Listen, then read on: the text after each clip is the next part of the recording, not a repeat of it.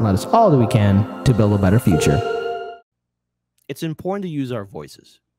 It's important to call out the establishment. It's important to really make your voice heard. Now, I've made my feelings very clear about the protest movements, the activist movements of 2016 through 2020. After covering it for quite some time, I have to say it was a big waste of my time covering those protests. Now, yes, Daniel and I, we did learn some experience firsthand about filming and covering and interviewing people, but long story short, every time we cover the protests from 2016 through 2020, they would all start somewhere in downtown Chicago and then march to Trump Tower. Trump Tower, mind you, being across the river. So they weren't even in front of Trump Tower, and they march into their little cages and do their little protests, and everyone would be cheering. But I remember asking people, hey, are you going to have the same kind of energy towards these Democratic politicians? I mean, look at what they're doing. Look at what these politicians are doing. And the answer is, oh, we'll get to it. Right now, we got to stop Trump. Trump. Trump's the bad guy. Trump. Who cares? Plus, you're protesting in front of a hotel slash, residential area. It's a private building. It's not a government institution. It just has Trump's name on it. But I guess people are so small-brained, they think that's a big thing. So I saw this video, and it's been trending on social media because everyone's saying, oh, how courageous you are to interrupt the White House press secretary. Now, again, I understand where this young lady is coming from. However, shout out to Joe from INN. This is the fakest shite I've ever seen. I know what real dissident looks like from watching Jose Vega and, of course, the great Colin Radix Carter. For one, the entire room doesn't cheer for you. People verbally attack you and tell you to shut up. So, look, again, before we start making accusations and thinking that this is a staged event, because it looks a little too clean. It looks a little too clean. And if it's not, these young activists are clearly naive. Now, Gen Z, I'm not telling you to listen to me, all right? And same thing for the next generation coming afterwards, all right? You don't have to believe me. But look, the Democrats don't respect you, okay? They don't. Look what they've done to boomers. Look what they've done to Gen X. Look what they did to us millennials. You do realize they're going to stab you in the back, too. They're going to tell you things you want to hear. Don't be part of that abusive relationship. Stay away from it. So here we go.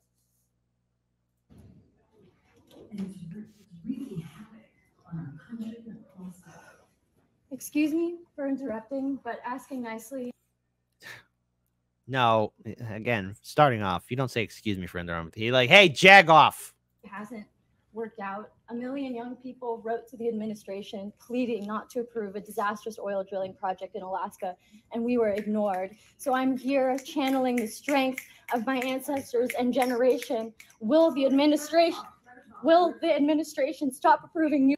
Okay, so again, let her talk. Let her talk, right? Because someone's going to try and interrupt and stop her from speaking. And we were ignored. So I'm here channeling the strength of my ancestors and generation. Will the administration stop approving new oil and gas projects and align with youth, science, and frontline communities from the North Slope of Alaska to Louisiana?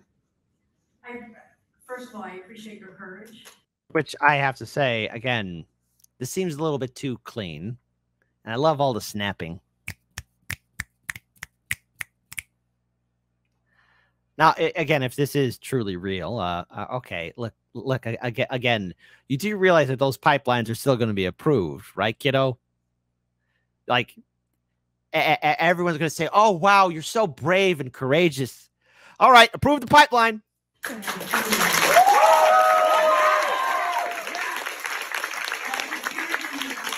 Woo!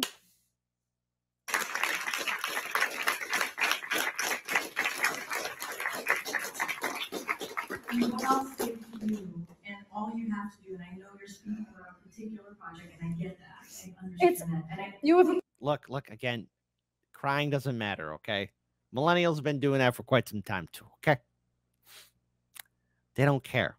They don't care. No one cares. approved multiple projects since then and more at a faster rate than the Trump administration. We need you to act on your campaign promises. Declare Please. a climate emergency.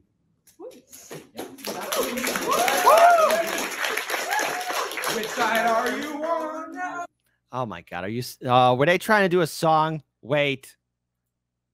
And by the way, dudes, like, again, trying to sound tough in the background, like, you know, she still won't date you. Okay, that's me being mean. That's me being mean. That's me being mean. Which side are you on now?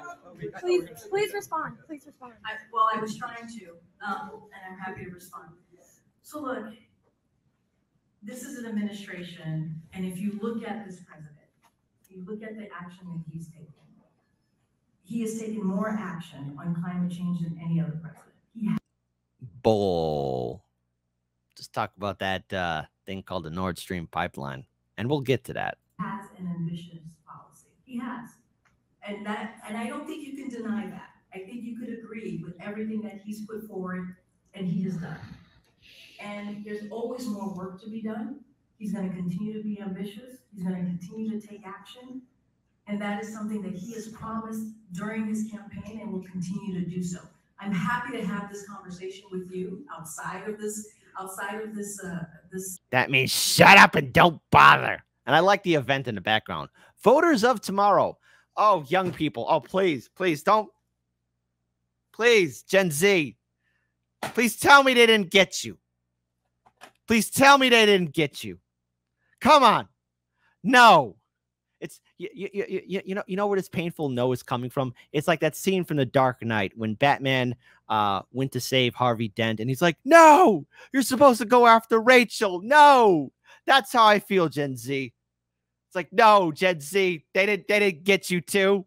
They didn't get you too. No, Gen Z, no. This speaking event at this time, but we can talk through all that he has done and all he wants to continue to do. And we can also listen to you and listen to what you have brought forth right now. But it's okay, guys. I want her to, Yes. Okay. So there was that little protest. Okay.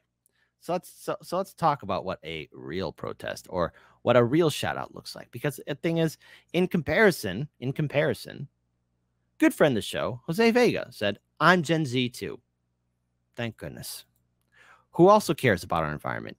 Could you share my action in asking people in authority about why the U.S. is committing an environmental disaster? Case in point, let's look back on April 25th with this incident right here. Oh, is this the lecture hall with Seymour Hersh?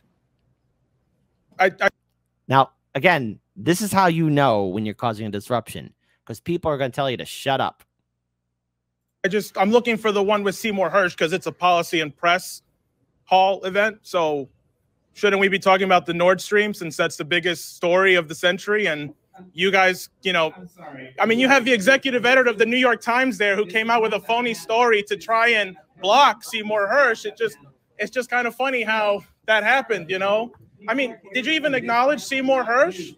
All of you are executive editors of papers that broke Pentagon, My Lai, Watergate. Is this the same papers or not? I mean, is there anything you've gotten right in the last 20 years, or am I mistaken about that? I mean, it's just kind of funny because Iraq, wrong. Syria, wrong. Russiagate, really wrong. Okay, I mean, the list goes on and on. So the last thing you could do to try and actually fix your reputation is acknowledge that through leaks, we had to find out. People are not telling them to shut up. That's what they're doing to him now. That Zelensky was going to bomb Moscow on the anniversary. I mean, if you're so impartial, shouldn't you at least say, right, that Zelensky was going to bring us on the verge of World War III? That seems pretty fair. While Julian Assange rots in prison, all of you've got, fat checks because he's in jail for doing your job. And you know what? Tucker Carlson ain't no Seymour Hersh. but he did something you guys are scared to do. Speak the truth and actually be critical of the war, which is why he was actually fired from Fox, because you are all cowards, every single one of you. None of you have actually had any relevancy. And you know what? And look at all the people now surrounding him. They want him to be quiet. So to the young lady, okay, who, again, I want to get her name properly. Eliza Josie. This is how you cause a disruption, and this is what you need to do. This is what it looks like. Because for all intents and purposes, they'll tell you to shut up. The establishment. This is what it looks like to really challenge the system. Mainstream press is now dying. Nobody's ever going to listen to you again. You have no credibility with the public. The only people who care about what you have to say are elite assholes who have nothing productive to say anymore. And it's dying off. So will you at least say something, either about Nord Stream or Ukraine or the fact that Zelensky brought us to the verge of World War III, and the only reason we knew about that was through leaks? Go ahead. It's a free speech event, right? You guys are the press. Let's say something here. Mr. Khan, come on. You know, you're the executive head of the New York Times, you know. I'm just trying to get into some good trouble here, man. Woo, listen, Karen, get out of my face for a second. I got to talk to these gentlemen. Okay. Well, I just want to hear what they have to say. Go ahead. I'm done. Wait your turn. You're not going to tell them to you. Come. Wait your turn. You could project if we can't. I would just say, I think it's important to hear everybody's point of view. Yeah. So thank you. All right. I do think that we need to give our moderator a chance to ask other questions. We're on the verge of World War III. Let's go. Really, thank you. Say something about this bombing. We blew up the Nord Stream pipeline. Listen, don't stand there while there are people rotting in prison. Nobody said anything about Uhuru, right? The socialists who are in jail for being critical of it. And this is what they do. They'll drag you out. These are things. Which is why I have to call into question just how serious that staged event was. This war! God damn it! Let's go. At least say something about the people in jail for being critical of this war. They don't deserve to be in prison right now. That's what it looks like when you challenge the system. So we'll have democracy in the chat. We'll have democracy in the chat. Which protest did you think was, or at least call out, was more sincere and was more authentic? The type 1 for Jose Vega. A type 2 for Eliza Josie. Which one do you think is more sincere? I can't wait to read the comment section. Because when you challenge the powers that be, there is no guarantee. There is no guarantee that they're going to listen to you. They're going to push you out. Stand up against the establishment. Call them out. They're not your friends because they don't like you. They don't think about you, and they will never, ever respect you.